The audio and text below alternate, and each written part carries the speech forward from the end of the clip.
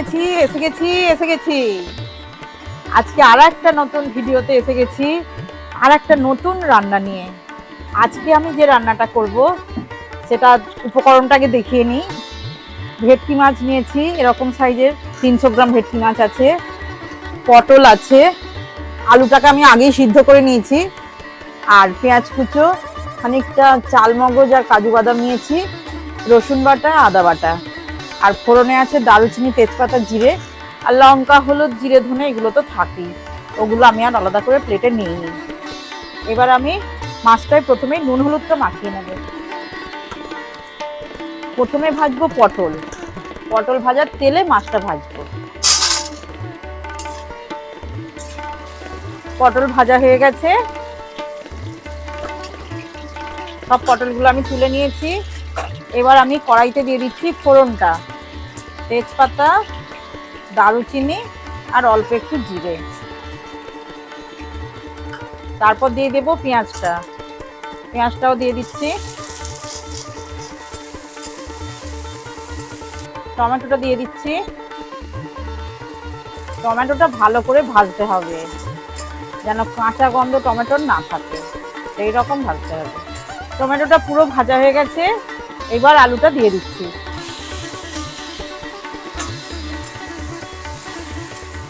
এবার একে একে সব মশলাগুলো দিতে থাকবো। রসুন বাটাটা দিয়ে দিই, আদাটা দিয়ে দিলাম। এবার কাজু আর চাল মগজের পেস্টটা দিয়ে দিচ্ছি। হলুদ দিয়ে দিচ্ছি 1 চামচ, লঙ্কা দিলাম 2 চামচ, ধনে গুঁড়ো 1 চামচ, আর দিচ্ছি মিক্সির বাটি ধোয়া জলটা। এবার মশলাটাকে ভালোভাবে কষিয়ে নেব।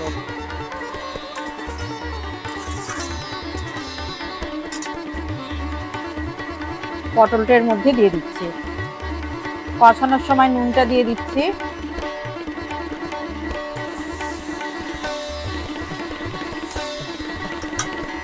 ভালোভাবে কষানো হয়ে গেছে, এবার জল দিয়ে চাপা দিয়ে দেব।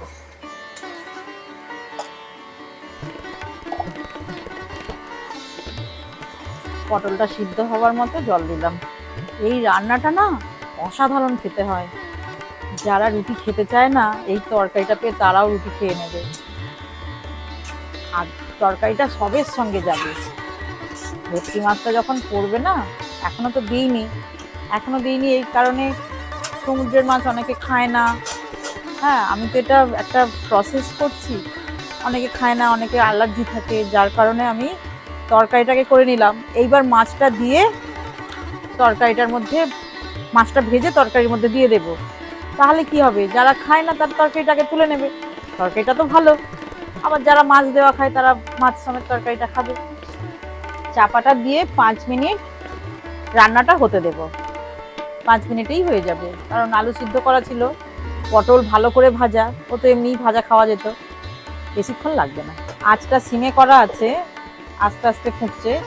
এরকম মাঝে মাঝে ঢাকনা খুলে নেড়ে নিতে হবে, কারণ পাতলা ঝোলের রান্না সহজ, চুমে পুড়ে যাওয়ার ভয় নেই।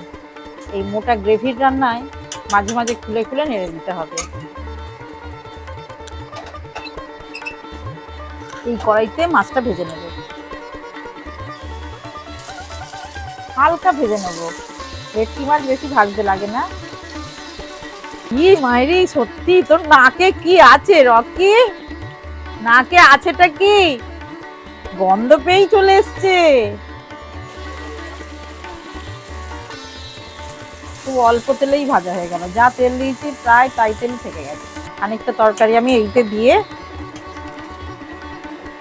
তেলটাকে করবো, আগে তুলে নিই, নাহলে তেল গরম কড়াই তরকারি দিলেই ছিটকাবে।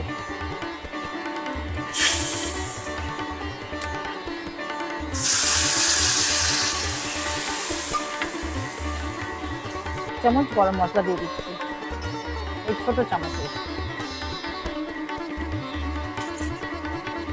মাছটা দিয়ে একটা ফুট তুলেই আমি নামিয়ে নেব, নাহলে মাছ ফেটে যেতে পারে। আজকে আমি করলাম ভেটকি পটলের মাখানি। ভেটকি পটলের মাখানি। এইবারে নামটা বললাম। গ্যাসের ফ্লেমটা অফ করে দিলাম, রান্নাটা তুলে ফেলি।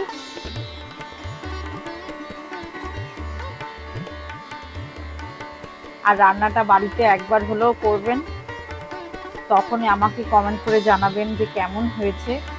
এইভাবে করলে, এই যে আমি একদম শেষে মাছটা ভেজে দিলাম, আরও এইটাই কারণ, এই যে দেখুন প্রত্যেকটা মাছ গোটা আছে, একটা মাছও ভেঙে যায়নি। কিন্তু আমরা ডাল মাখানি খেয়েছি, এবার খাবো ভেটকি পটল মাখানি। যাই হোক, রান্নাটা আপনারা অবশ্যই একবার হলেও করবেন, দেখবেন কি দারুণ খেতে। আর কেমন হলো আমাকে কমেন্টের মাধ্যমে জানাবেন, লাইক করবেন, শেয়ার করবেন বন্ধু বান্ধবদের কাছে, আত্মীয় স্বজনদের কাছে।